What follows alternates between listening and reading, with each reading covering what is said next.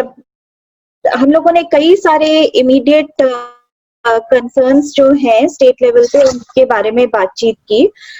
मैं कुछ अपॉर्चुनिटीज की तरफ ध्यान आकर्षित करना चाहती हूँ।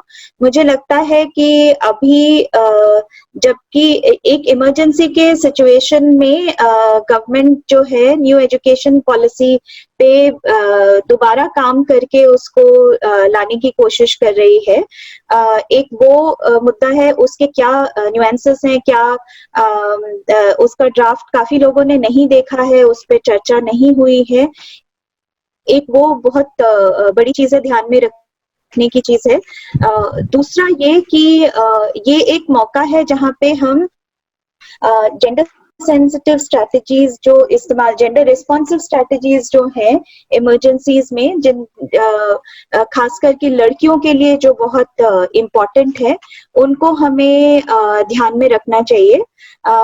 मुझे ये भी लगता है कि हम लोगों को ध्यान में रखना चाहिए कि बिहार में इसके बाद स्टेट के इलेक्शंस हैं। अमरीश जी ने जैसे बताया था कि काफी काम वो इलेक्शन को नजर में रखते हुए स्टेट में इनिशिएट किया गया था।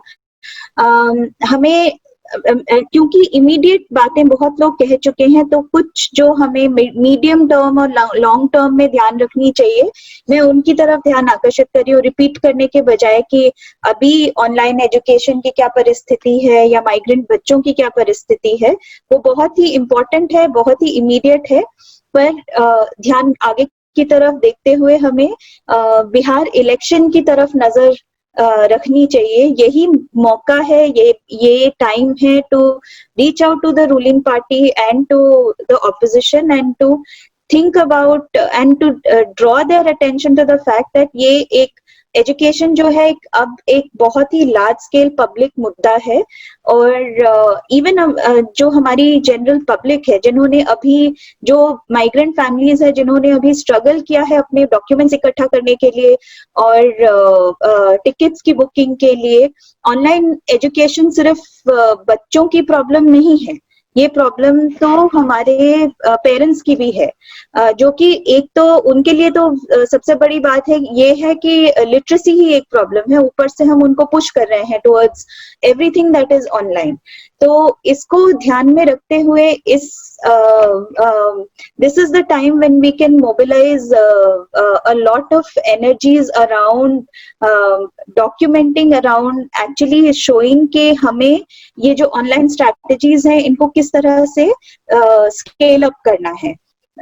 एंड अगर हम लॉन्ग टर्म चीजों पे भी थोड़ा ध्यान रखें, आई थिंक इस ग्रुप में we would be able to achieve a lot. कहते हैं कि क्राइसिस जो है वो एक अपॉर्चुनिटी भी होता है, और ये ध्यान में रखना बहुत जरूरी है कि ये अपॉर्चुनिटी सिर्फ उनके लिए नहीं है जो कि हाई इनकम ग्रुप्स में है। किस तरह से इस क्राइसिस को हम एक अपॉर्चुनिटी की तरह, एक अपॉर्चुनिटी की तरह for the poorest of the poor and for our children who study in government schools, इसको ट्रांसफॉर्म कर सकते हैं, ये हम लोगों का थिंकिंग होना चाहिए। एंड आई थिंक अगर हम ये कर पाए तो आगे चल के हम ये याद करेंगे कि कोविड जैसी एक डिफिकल्ट परिस्थिति को हमने कैसे इस्तेमाल किया to transform outcomes around education and specifically for girls. धन्यवाद।